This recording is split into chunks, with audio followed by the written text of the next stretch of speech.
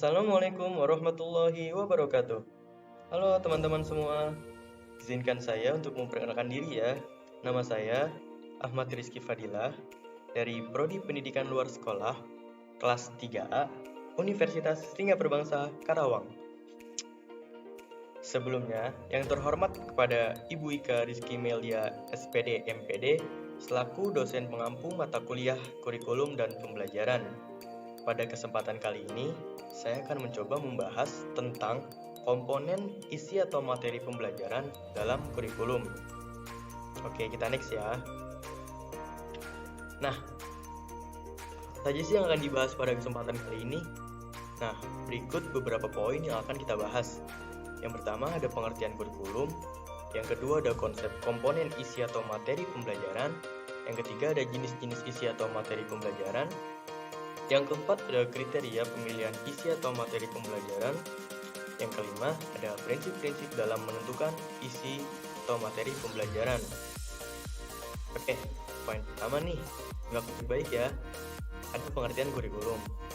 Nah, apa sih kurikulum itu? Kurikulum itu angkat rencana pembelajaran yang di dalamnya berisi komponen-komponen.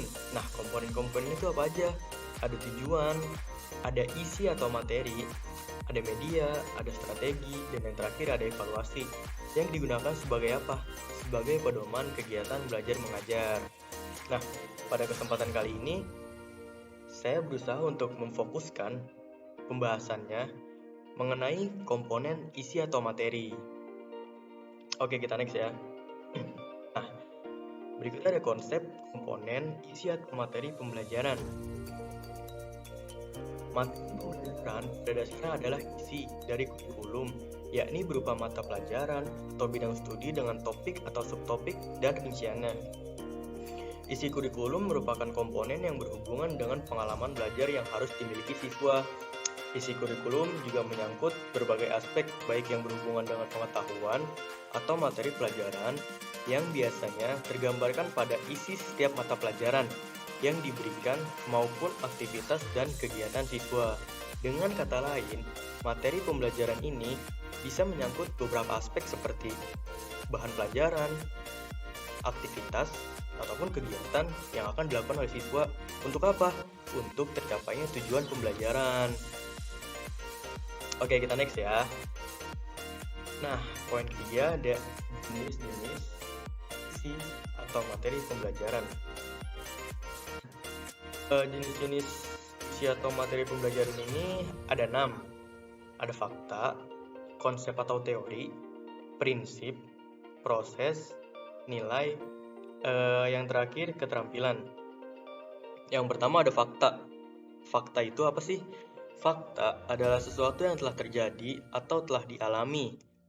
Bisa berupa objek atau keadaan tentang suatu hal.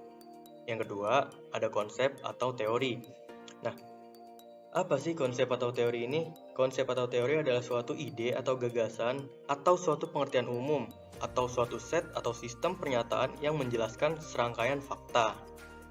Yang ketiga ada prinsip. Prinsip itu bisa dibilang suatu dasar, suatu aturan, ataupun suatu kaidah untuk melakukan sesuatu. Atau bisa dibilang kebenaran dasar sebagai titik tolak untuk berpikir. Yang keempat ada proses. Proses adalah serangkaian gerakan, perubahan, perkembangan, atau suatu cara, prosedur lah bisa dibilang sebagai untuk melakukan kegiatan secara operasional atau sistematis. Dan ada nilai. Nilai itu adalah suatu pola, ukuran, norma, atau suatu model. Nah, nilai ini berkaitan dengan pengetahuan atas kebenaran yang bersifat umum. Dan yang terakhir ada keterampilan. Keterampilan adalah suatu kemampuan untuk berbuat sesuatu, baik dalam pengertian fisik maupun mental. Oke, kita next. Poin keempat ada kriteria pemilihan isi materi atau pembelajaran. Nah, tentu kita harus memperhatikan ya, kayak seperti kriteria-kriteria apa yang harus kita pilih dalam memilih isi atau materi pembelajaran. Yang pertama, sesuai dengan tujuan yang ingin dicapai. Apakah materi yang akan kita pilih sesuai dengan tujuan kita atau tidak? Itu yang harus kita pikirkan. Materi pembelajaran yang kita pilih haruslah sesuai dengan tujuan yang ingin kita capai gitu. Entah tujuan kognitif, afektif, ataupun psikomotor gitu. Yang kedua, ada sesuaikan dengan tingkat perkembangan peserta didik. Maksudnya apa di sini?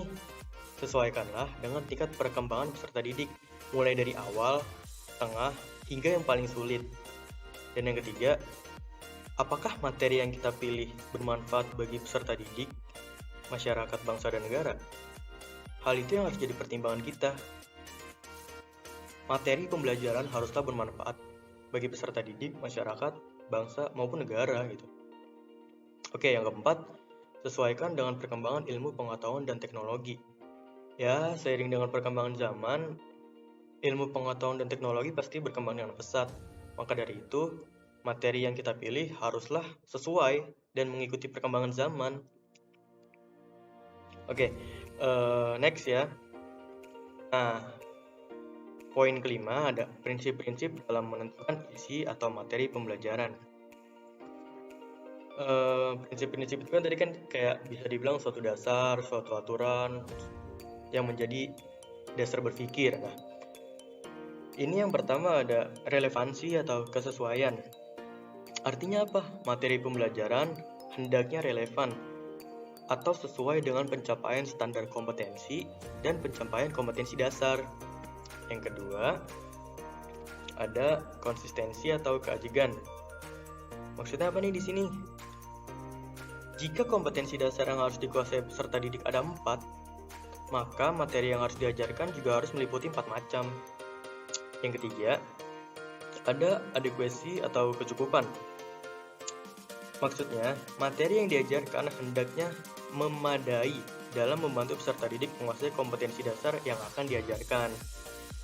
Oke, next. Sudah masuk pada bagian kesimpulan nih. Nah, dapat disimpulkan bahwasanya kurikulum itu merupakan suatu kesatuan dari berbagai komponen penting. Apa aja komponen pentingnya? Yang pertama ada tujuan, yang kedua ada isi atau materi pembelajaran yang kita bahas tadi, ada media, ada strategi, dan juga evaluasi. Seperti yang tadi kita bahas bahwasanya komponen isi atau materi pembelajaran ini merupakan pada dasarnya apa yang akan dilakukan oleh siswa nantinya untuk mencapai tujuan. Bisa aktivitas, bisa kegiatan, ataupun bahan pelajaran yang menunjang tujuan pembelajaran. Tujuannya ada afektif, ada tujuan kognitif, dan juga tujuan psikomotor. Nah, tadi jenis-jenisnya sudah pada tahu kan? Ada 6, ada fakta, ada teori atau konsep, ada proses, ada nilai, ada prinsip, dan juga yang terakhir ada yang namanya keterampilan. Seperti yang kita ketahui juga, tadi ada beberapa hal yang harus menjadi pertimbangan kita ketika memilih materi ataupun bahan pembelajaran. Yang pertama ada apakah materi yang kita pilih sesuai dengan tujuan, apakah materi yang kita pilih sesuai dengan tingkat perkembangan peserta didik. Yang ketiga ada apakah materi yang kita pilih nanti itu bermanfaat bagi perkembangan peserta didik, bermanfaat bagi bangsa, bermanfaat bagi masyarakat, ataupun bermanfaat bagi negara. Yang terakhir, materi yang kita pilih ataupun hal yang menjadi pertimbangan terakhir kita adalah apakah materi yang kita pilih sesuai dengan perkembangan zaman, sesuai dengan perkembangan ilmu pengetahuan dan teknologi. Dan poin yang terakhir ada prinsip-prinsip dalam menentukan isi atau materi pembelajaran.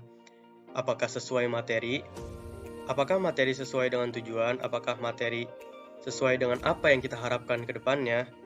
Itu termasuk prinsip relevansi atau kesesuaian. Yang kedua ada prinsip konsistensi atau keajegan. Dan yang terakhir ada prinsip kecukupan. Nah, tak terasa ya pembahasan pada materi kali ini sangat singkat, cepat. Saya pribadi mohon maaf apabila dalam penyampaian materi terdapat kesalah kata ataupun keberlibetan dalam penyampaian. Oh iya, untuk teman-teman, Jangan lupa like, comment, and subscribe karena subscribe itu gratis. Oke, cukup sekian dari saya. Kurang lebihnya mohon maaf. Wassalamualaikum warahmatullahi wabarakatuh. Bye-bye.